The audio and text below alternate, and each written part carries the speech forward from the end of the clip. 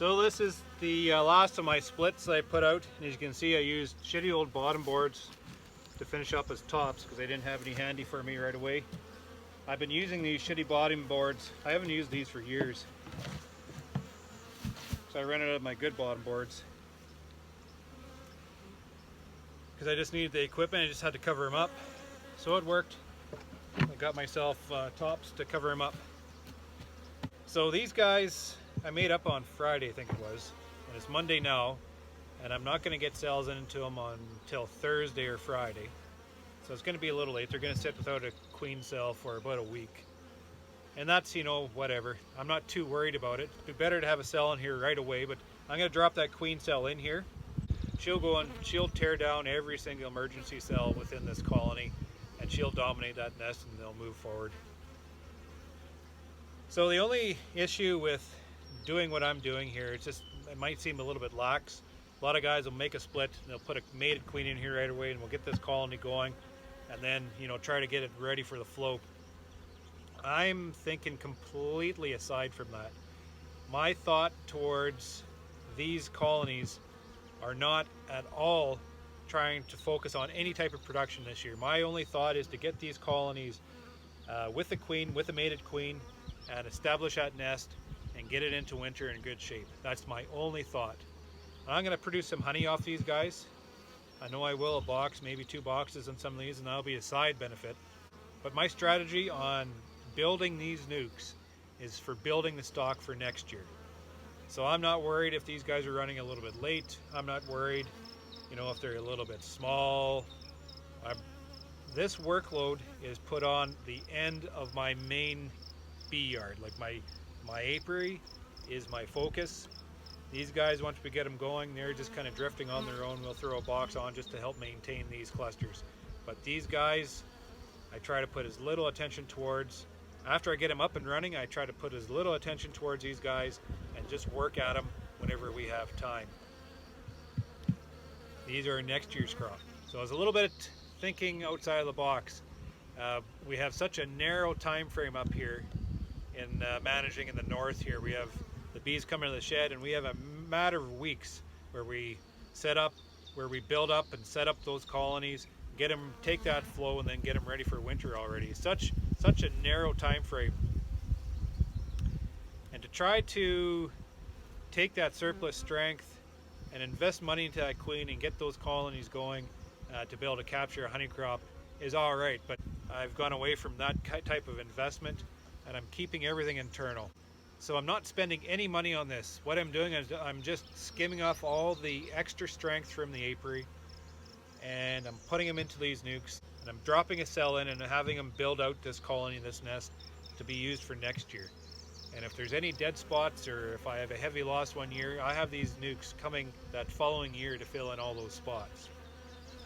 And if I have extra, I could sell. So these years when we have a lot of growth in our apiary and we have a lot of surplus we can take off, we just, you know, the old saying is you make hay when the sun shines. You just go, you just make them. You just fill every single box you got, and you just see how it all shakes out. So we'll see how these guys mate. By not buying a mated queen in here, I'm taking the risk that this queen might not make it back. So, you know, what is it, 20%, 15% loss like that. But we're also taking that risk when we're buying that mated queen in. We're taking the risk that we might be bringing something in that we don't want for genetics. We're taking the risk of investing all that money into that queen, so we got to be able to get a return on that. And we're taking the risk that those queens coming in might actually ultimately fail, or maybe we've done something that we introduce that queen and she dies off. There's just too much risk there. I've got tired of it. Managing these nukes, even though we work extremely hard to skim off that strength to make these nukes, we're not whipped to any schedule. We're not whipped to those queens coming in on delivery dates.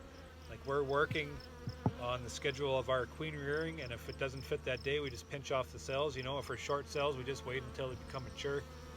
It just added a whole bunch of simplicity to the entire operation, and I will not go back to buying in queens to satisfy all the surplus strength within my apiary. As I'm going here, I'm finding all these traits and all these characteristics within my apiary, which I look for, which I want in my stock. Gentleness for one thing. I mean, these guys, there's hardly an aggressive bee in my apiary right now. And one of the reasons is because we don't choose aggressive stock. So as you go through your breeding program, eventually you're going to get gentler bees. It's just as simple as that. Matter of fact, we start getting stock that's more acclimatized to my management style. Like I do things very specifically in here in my apiary. Our seasons, like our bees are completely whipped to our seasons. They respond precisely to what's going on in the environment out there. I do a lot of supplemental feeding. I provide sugar syrup when they need it. I keep them tight in these boxes for a lot of the spring, where it seems like, well, that's, you know, I'm pushing the boundaries there, but that's how I do it. I keep them tight. I fill that box out and build them up. These guys winter inside. They get all types of extreme conditions. The stock that I'm finding in my apiary right now absolutely thrives for the specific area I'm keeping these bees, and for no other reason. That is one of the biggest advantages of raising your own queens. Just, you know, capitalizing on all the characteristics that make you the most money within your operation. So I'm just feeling kind of good right now because all the work's done. I have the crew going out mowing grass. I have Carrie out doing just a little bit of feeding. We're just flashing some syrup at these colonies just to keep that queen going. We're starting to fall in a bit of a dearth here. Just got to do some assessment. We're going to drop some more patties. And I think we're going to give these queens that we put in a couple weeks ago maybe a few more days. We'll maybe start checking queens on Thursday and then start moving them out to their yards. And this time of the year, it's June, all that split work's done, the yards are all set up. It's just a bunch of maintenance work. It's a little more relaxing. The push is off, queen rearing is done for the most part,